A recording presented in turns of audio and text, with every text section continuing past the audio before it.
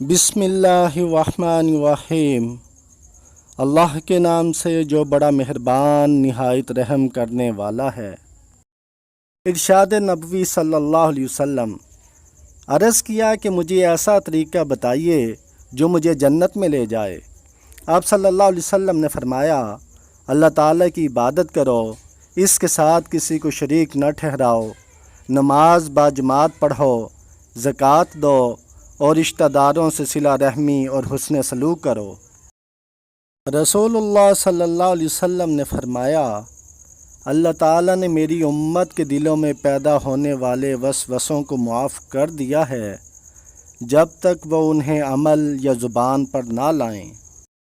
رسول اللہ صلی اللہ علیہ وسلم نے فرمایا، لوگوں پر آسانی کرو، سختی نہ کرو، اور خوشی کی بات سناؤ، نفرت نہ دلاؤ۔ ارشاد نبوی صلی اللہ علیہ وسلم ہے، خریدا ہوا مال واپس یا تبدیل ہو سکتا ہے۔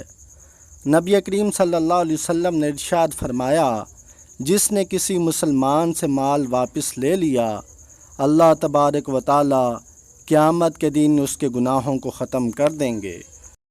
رسول اللہ صلی اللہ علیہ وسلم نے فرمایا، لوگ جب ظالم کو ظلم کرتے دیکھیں اور اس کے ہاتھ نہ پکڑیں، روکیں نہ، تو قریب ہے کہ اللہ سب کو اپنے عذاب میں پکڑ لے۔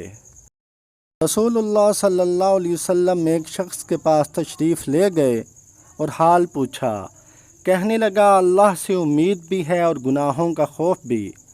آپ صلی اللہ علیہ وسلم نے فرمایا، جس کے دل میں یہ دو چیزیں جمع ہو جائیں، اللہ ضرور اس کی امید پوری کر دیتا ہے اور اسے اس کے خوف سے بچا لیتا ہے۔